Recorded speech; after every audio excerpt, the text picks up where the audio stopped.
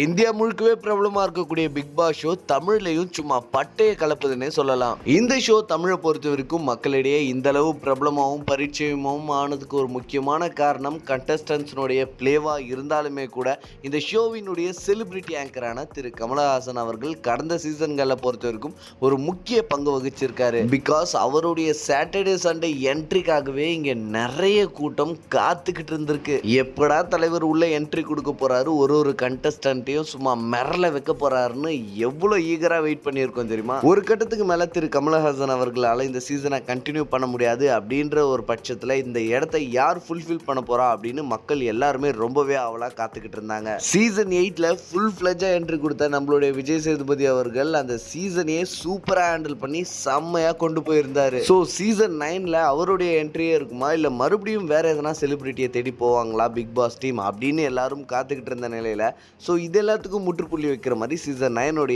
அனௌன்ஸ்மெண்ட்டும் வந்துருச்சு. அதுலயும் விஜய் தான் இருக்காருன்றது கன்ஃபார்ம் ஆயிடுச்சு. பட் லாஸ்ட் டைம் அவர் வாங்கின சேலரி விட இந்த முறை அவரை அதிகமான சம்பளம் கொடுத்து ஹோல்ட் பண்ணியிருக்காங்க பிக் பாஸ் டீம். கடந்த சீசன்ல சுமார் 50-60 கோடி ரூபாய் வரை நம்மளுடைய விஜய் அவர்கள் சம்பளம் பெற்று இருக்கலாம் அப்படின்னு பரவலா பேசப்பட்டு வந்த நிலையில இந்த சீசன்ல சுமார் 75 கோடி ரூபாய் வரை அவர் ஒப்பந்தமாகி இருக்காரு அப்படின்ற மாதிரி பிக் பாஸ் வட்டாரங்கள் சொல்லப்பட்டு வருது. ஈவன் எல்லா சோர்ஸையும் அலசி ஆராய்ச்சி இப்போ ட்ரெண்டிங்ல இருக்கக்கூடிய ஜெமினி ஏஐயும் இதே ரிப்போர்ட்டை தான் தருது. ஸோ பிக் பாஸ் சீசன் 9 சம்பந்தமான இன்னும் நிறைய அப்டேட்கள் உங்களுக்காக வரிசையா வந்துகிட்டே இருக்கு. மறக்காம இந்த வீடியோக்கு ஒரு லைக்கை போட்டு நம்ம சேனலை சப்ஸ்கிரைப் பண்ணிக்கோங்க.